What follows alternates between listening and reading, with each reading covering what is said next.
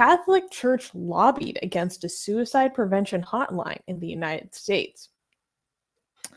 Recently, the U.S. Conference of Catholic Bishops, or USCCB, went against the 2021 Equality Act, which increases protections for LGBTQ plus people from workplace discrimination.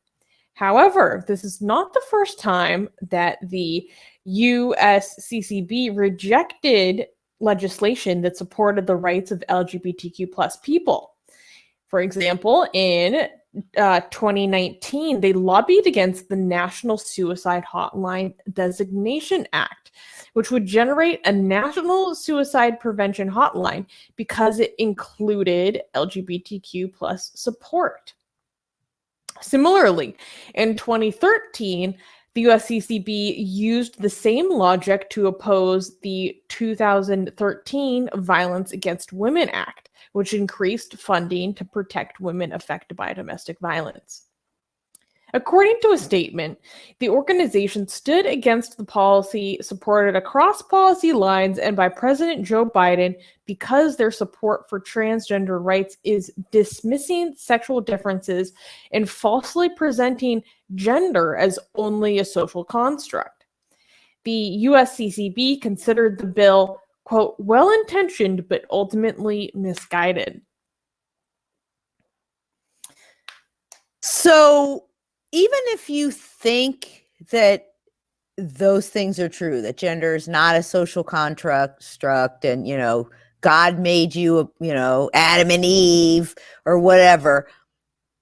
So what are you saying? Because of that, you don't want people to have help so they don't kill themselves, which is also a huge sin in Catholicism. Right? So I would think that you could still be like, we don't like the gays, but we don't want people killing themselves because we want to help people like our boss, the man from Nazareth.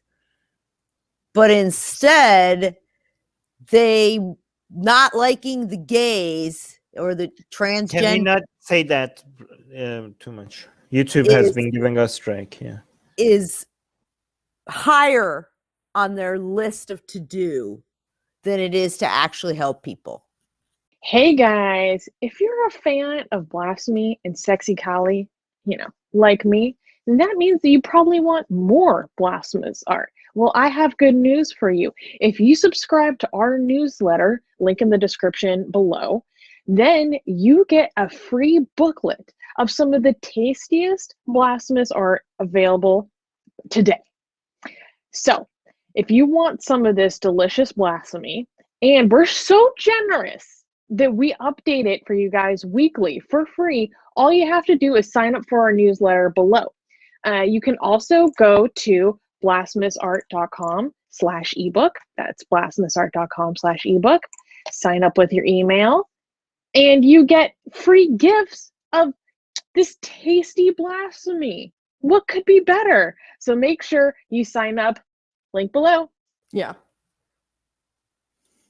It's pretty much a mess. And I mean, it's very in character, so to speak, to shut down something that is very fruitful, that helps a lot of people, but just because, you know, and part of every act and every bill, there are little bits of it that fit to different communities or straight up parts that don't seem related that just get squeezed into the bill. You know, this happens a lot in legislation. And to fight against something that is ultimately beneficial to a lot of different people because a small portion of it includes resources towards a community that you have a problem with, you're hurting everyone else because of it. And, you know, you have plenty of time to talk to someone once they don't kill themselves about maybe, you know, you should come to Jesus so then you won't have these problems associated with your gender identity. If they're willing to hear it without do you see what I mean? Like, I'm being hypothetical here. If someone is in a crisis state, it doesn't matter whether you agree with some of the, I mean, you help, Catholic Church helps criminals. They help illegal immigrants. They help, all kinds of people. They hold people's horrible secrets in confession. They helped the pedophiles. This too late when you say it. YouTube just registers that, but it's okay. But so really, they're not willing to help somebody over that little tiny thing in a moment of crisis. It just seems really petty and just very not on game, if you want to talk about, being of service, and which the Catholic Church in some ways does pretty well in a lot of other areas. And a large percentage of Catholic Americans are actually very supportive of like same-sex marriage, the LGBT community broadly. And what are they doing supporting the church and being Catholic? You idiots. You have a good point.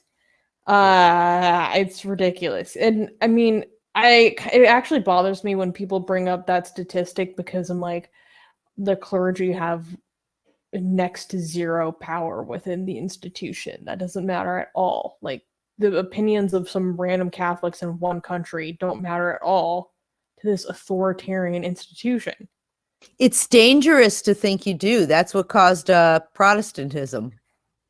You don't need an intercessor. Yep. You're right.